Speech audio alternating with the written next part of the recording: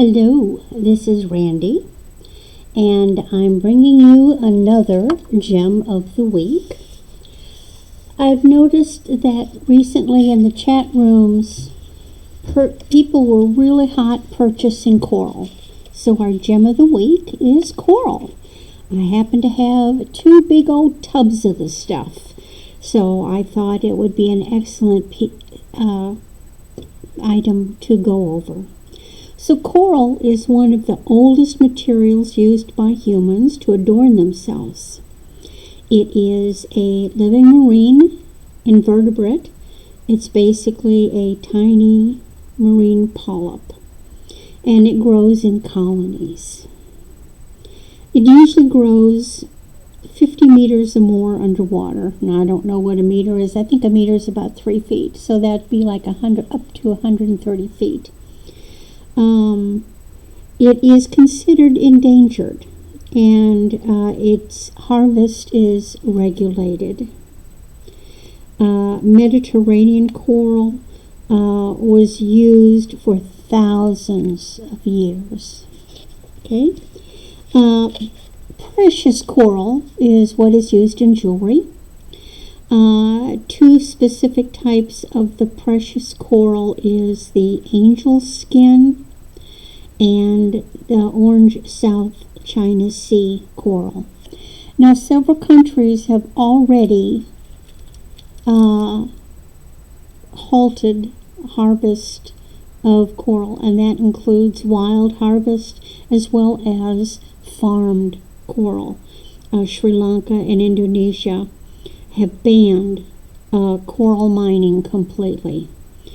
Right now, though, Hawaii and Australia still do produce limited harvest because it's a different type of ecosystem, and they're doing it in a very regulated and environmentally conscious way. So let's go over some of this coral. Now, coral comes naturally in many different colors, but it's also dyed. So I've got here a variety. I don't know what this coral is, but it is coral. And these are just some neat pieces. They're kind of dyed a bronzy gold, and I've got a bunch of this, and I'll probably make some type of necklace with it. Then coral can come in green naturally, but this has been dyed. Now, I know Morlini will love this. Look at this, green coral. Then here's a coral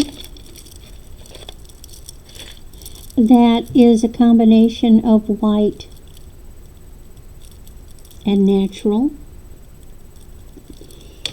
And here is white coral beads. Now, this is a necklace that I made. I knotted it, and these are beautiful big white coral beads. Then hiding, where is it hiding? Come on, there it is. And this is fossil coral. Fossil coral is very hot in necklaces. So I'm going to move this one. He's in the way. So this is a coral necklace I bought. I picked up inexpensively. See how well the beads are done, but you can see the natural formations of the coral. This has probably been enhanced as far as the red. I'll remake this into something else. Then I've got a variety of different corals. Like I say, I've been buying this stuff for 10, 12 years.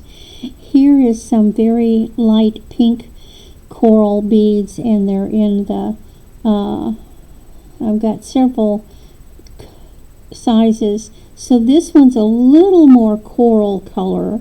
Then you have these little teeny ones, and then there's some like rice shape. But then there's also this grouping, And this is the lighter here in the bigger bead, the littler bead, and then some tubes. Now here is some light coral. And I actually have a lovely necklace of angel skin. This is a necklace my mother got for me a long time ago. And this one is of the natural branches.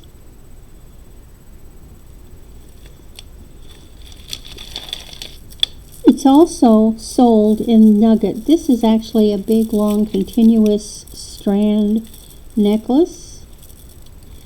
And you know me, I like things knotted, so I probably will take it apart and do some knotting on that. And then I make wire, I buried it. I make wire crochet necklaces. And this is one, oops, hold on. This is one that I made. It's a collar.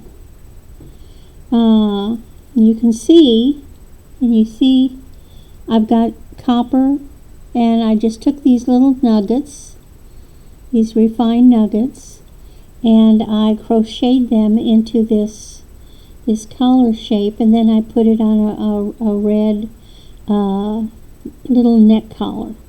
So this basically is just going to sit right up high on the neckline. It's a really beautiful piece. Then this is a necklace that I bought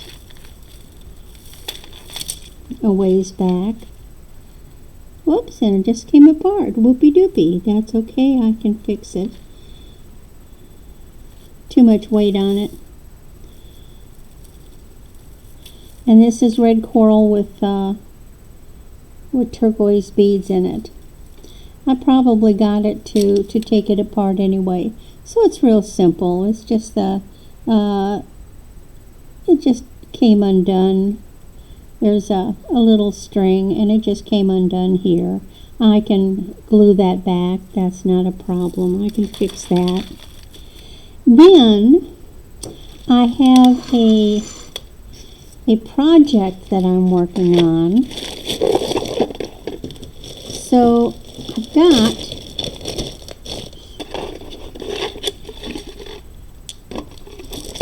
bags of these big nuggets of coral.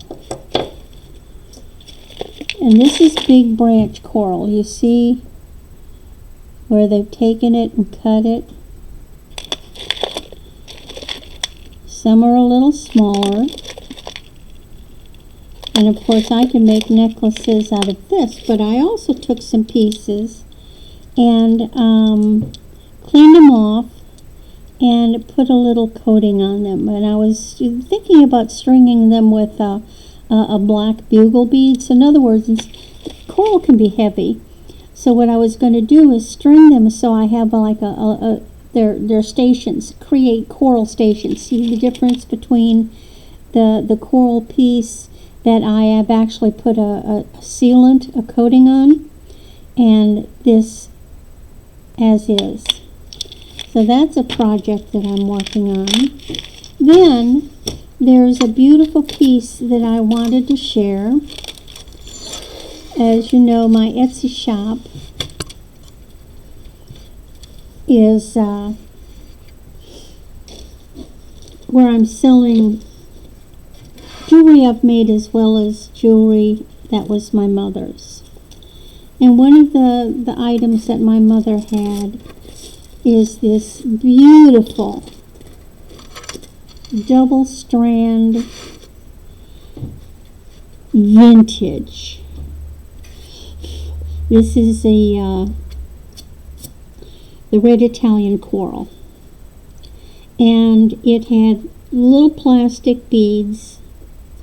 And what I did is for the necklace and the bracelet, I restrung them in the exact order that they were strung, except I put real silver beads and silver findings because they didn't have that. But you can see the difference in the color between the red coral. Now this isn't sponge coral, this is branch coral. And the old Italian. It's hard to get this. This is the good stuff. This is the antique stuff. This stuff is really regulated. And this set also came with a pair of earrings. Now, I did not touch these earrings. I believe that part of the earring is sterling. I think I can't remember whether it's the shank that's sterling and the screw isn't, or the other way around. But the earrings I have not touched. I have not redone. They're just as is. And I currently have that set listed on my Etsy channel. So I hope you've enjoyed this little adventure into the oceans with coral, and I hope that you'll visit my Etsy shop. It's called Moon Valley Crafts, and leave me a comment. This collar is also available on my Etsy shop right now. So thank you so much, and have a great rest of your week.